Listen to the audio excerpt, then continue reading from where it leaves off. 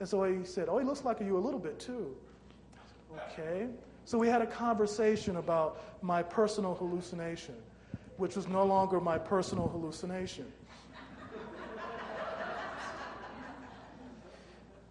And grudgingly, over time, I had a lot of other experiences like this that began to show me that there's something to our universe, to our reality, that is higher than our world.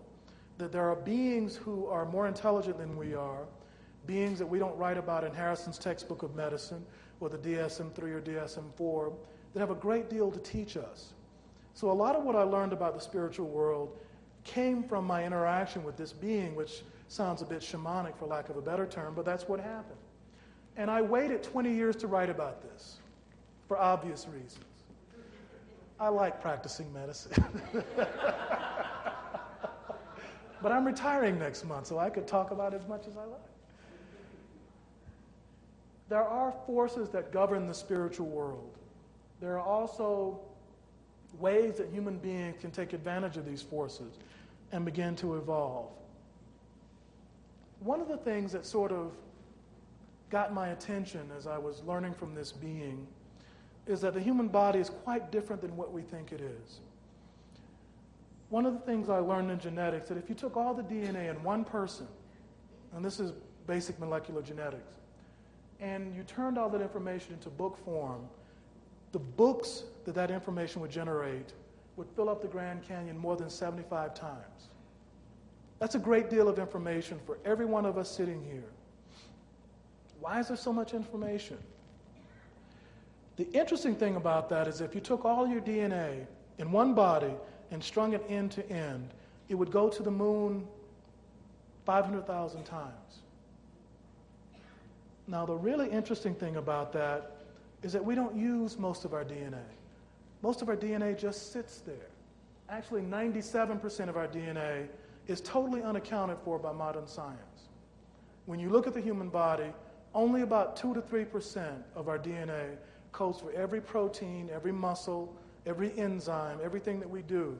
The rest of it has no known function at all, of any kind. They call it junk DNA. And there's actually two names for it.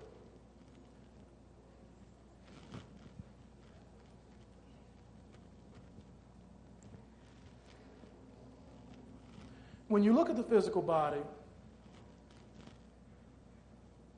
sDNA, or silent DNA, is 97% of your body. It just sits there.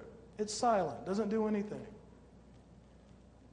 pDNA, or physical DNA, is anywhere from 1 to 3% in most people, which scientists find somewhat strange. Why would there be so much space? What is there about human DNA that we don't know that's generating all of this information?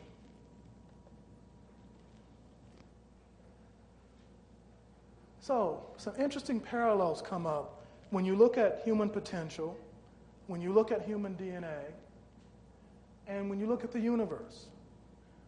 We don't use 96% of our DNA.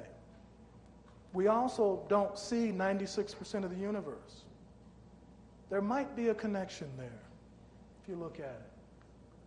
And it's somewhat embarrassing because scientists now have to admit that 96% of the universe is totally beyond our comprehension.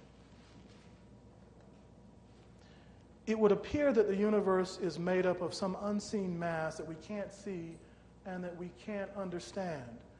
But something in our physical body is already pre-wired to interact with that.